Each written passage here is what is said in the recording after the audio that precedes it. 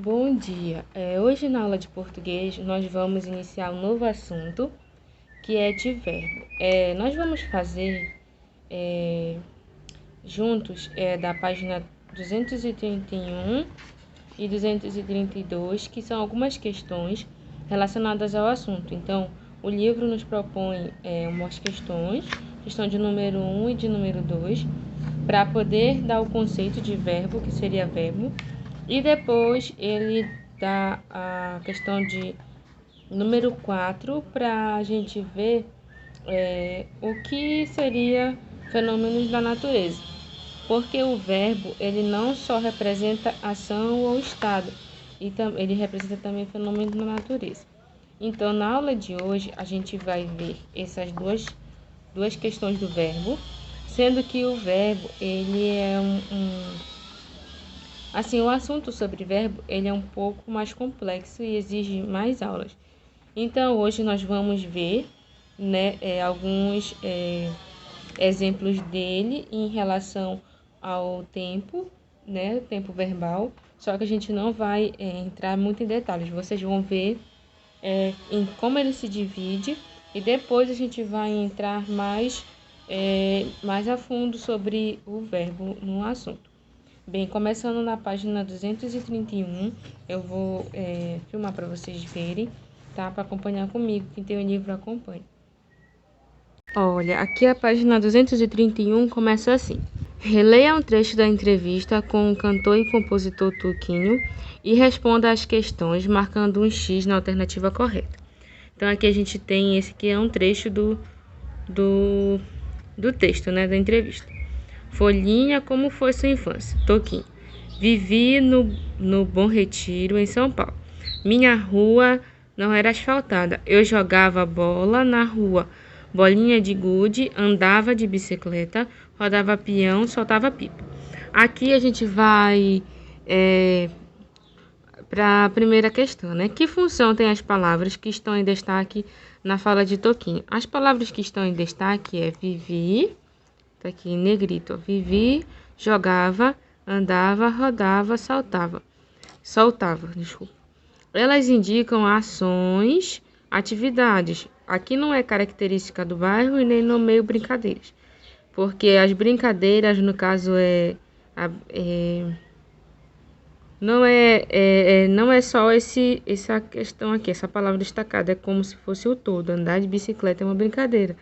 Só que aqui ele está perguntando apenas dessa palavra aqui, a função dela. Essas palavras em destaque revelam que fatos. No caso, essas palavras em destaque revelam que os fatos vão acontecer, já aconteceram ou estão acontecendo. No caso, já aconteceram. Vivi, jogava, está tudo no pretérito, no passado. Até porque o Toquinho está falando da infância dele, então a infância dele já foi vivida. Se os fatos ainda não tivessem acontecido, ou seja, se eles fossem acontecer no futuro, como ficariam essas palavras? No caso, vivi, ficaria viverei ou vou viver. No caso é jogava, Ficaria jogarei ou vou jogar, tá? Andava, ficaria andarei ou vou andar. Rodava, ficaria rodarei ou vou rodar. E saltava era soltava, ficaria soltarei ou vou soltar. Se fosse no presente, ficaria vivo, jogo, ando, rodo, solto. Então aqui a gente já vê a questão do tempo do verbo, que o verbo tem essa característica. Continuando na página 232, nós temos a segunda questão. Releia o trecho a seguir. Eu jogava bola na rua, bolinha de gude, andava de bicicleta, rodava peão, soltava pipa. O que as palavras em destaque revelam sobre a infância de Toquinho?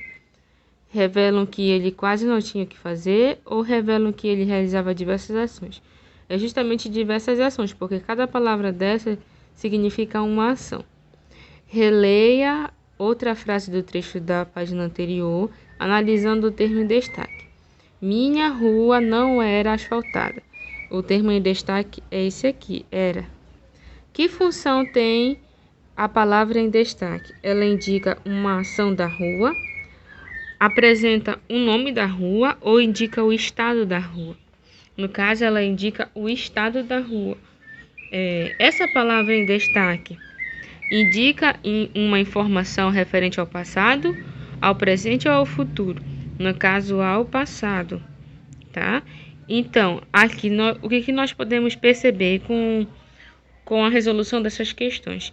Que os verbos são palavras que podem expressar ação, que no caso são as palavras aqui, ó, jogava, andava, rodava, saltava, ou pode indicar estado, situando essas informações no tempo passado, presente ou futuro.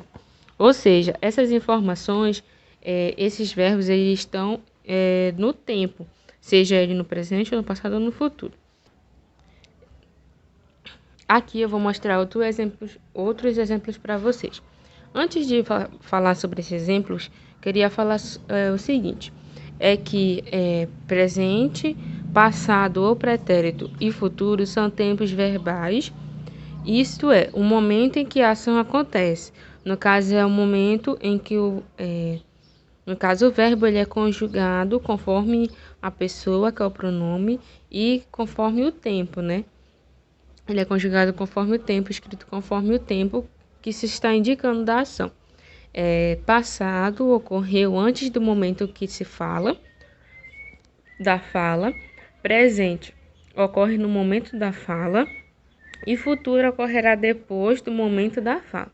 Aqui a gente vai ver alguns exemplos, tá? E depois eu vou explicar para vocês por que em alguns tempos, que aqui tem presente, pretérito, que é o passado, e futuro, tem mais de uma maneira de se conjugar o verbo, tá? De se escrever, se escreveu. Aqui, olha, presente. Eu brinco com meu irmão. Aqui é o verbo, verbo brincar. Brincar. A partir desse verbo que vai ser escrito conforme o tempo, tá? E conforme a pessoa, tá? O pronome, o sujeito da frase. Aqui no presente, eu brinco. Vocês percebem que eu destaquei aqui, colocando a palavra de maiúsculo, verbo. Eu brinco com meu irmão. Já no passado ou pretérito, tem 3 formas. Eu brinquei com meu irmão, eu brincava com meu irmão, eu brincara com meu irmão. Já no futuro, temos 2 formas para esse verbo. Eu brincarei com meu irmão, eu brincaria com meu irmão. Nesse caso aqui, dessa opção aqui, do futuro, aqui eu coloquei uma frase para vocês entenderem por que esse eu brincaria. Eu brincaria com meu irmão se não estivesse culpado, tá? Nós temos que prestar atenção também que na conjugação do verbo, a gente temos que prestar atenção na pessoa, que é o pronome e o sujeito da frase. Aqui eu coloquei como é que a gente conjuga o verbo brincar no presente. Eu brinco, tu brincas, ele brinca. Nós brincamos, vós brincais, eles brincam, tá? Eles ou elas, né? Assim, em relação a todos os verbos, esses 3 tempos, eles têm modos, tá? Ainda tem isso, ele tem um modo, né, do tempo verbal. Só que essa questão do modo, eu vou explicar ela na próxima aula. Por quê? Como vocês viram, o passado, o pretérito, ele tem três formas de ser escrito. Ou seja, são 3 modos diferentes. O futuro tem 2 modos diferentes. Então, na próxima aula, eu vou adentrar nesse assunto mais fixamente. Aqui é para vocês entenderem que o verbo ele tem o seu tempo, presente, passado e futuro. E dentro desses tempos ele tem um modo, os modos, tá, de conjugação. Então a gente vai ver os modos na próxima aula. Então, aqui a gente primeiro tem que entender que o verbo ele indica ação, estado, tá? E que ele tem 3 tempos verbais: presente, passado ou pretérito e futuro. E agora a gente vai ver que ele também pode expressar fenômenos da natureza. Na página 233 tem umas questões para a gente fazer conforme essa tirinha aqui. Ó, além de ação e estado, os verbos podem indicar a outra situação. Leia a tirinha abaixo e descubra qual é. Agora não vai demorar. Sempre chove no mesmo horário, toda tarde. Como eu disse, posso me abrigar antes de começar. Que traiçoeiro. Que acontecimento provoca o humor nessa tirinha? Que é uma questão de interpretação. O erro do cálculo do Snoopy a respeito do horário da chuva. Em que lugar Snoopy está sentado? Em cima do telhado da sua casa. A quem Snoopy se refere quando diz que traiçoeiro? No caso aqui, provavelmente é o temporal ou a chuva, né? Que começa a chover quando ele fala. Qual indício presente na tirinha indica que a chuva está chegando? No caso, as mudanças, né, da cor da casinha dele. Que palavra do segundo quadrinho, que é esse aqui, expressa esse fenômeno? A palavra chove. Além de expressar ação e estado, os verbos também indicam fenômenos na natureza, como chove. No caso, essa palavra chove, ela é um verbo que indica fenômenos da natureza. Vocês puderam perceber que o verbo também indica fenômenos na natureza. A gente viu no livro o exemplo do verbo chove, né, que vem de chover. Também tem algumas informações que a gente precisa entender. Todos os verbos que indicam fenômenos da natureza, eles são sem sujeito. No caso, não tem um sujeito como no verbo que eu coloquei brincar. Eu brincava, ou eu brinco com meu irmão. O sujeito é o eu, né? Igual quando o Toquinho falava que andava de bicicleta. O sujeito é ele que está falando, né? Quem fala, o sujeito. Quem pratica a ação. Tá? Então, todo verbo que significa, que indica fenômenos da natureza, ele não tem sujeito e eles são sempre conjugados na terceira pessoa do singular, tá? Primeira pessoa, eu, segunda, tu, terceira, ele, ela. No caso, é sempre na terceira pessoa, ele e ela, tá? Alguns exemplos de verbos que indicam fenômenos da natureza: chover, ventar, gear, trovejar, amanhecer e anoitecer. Esses são alguns exemplos, tá, de verbos que significam isso. Então, nesse primeiro momento, o que a gente tem que memorizar, tá? O que a gente aprendeu na aula de hoje? Que verbo indica ação, ou estado, ou fenômeno da natureza. Eles indicam o verbo indica 3 coisas: ação, estado, fenômeno da natureza, tá? Sendo que quando ele indica ação e estado, quando eles indicam essas 3 coisas, né?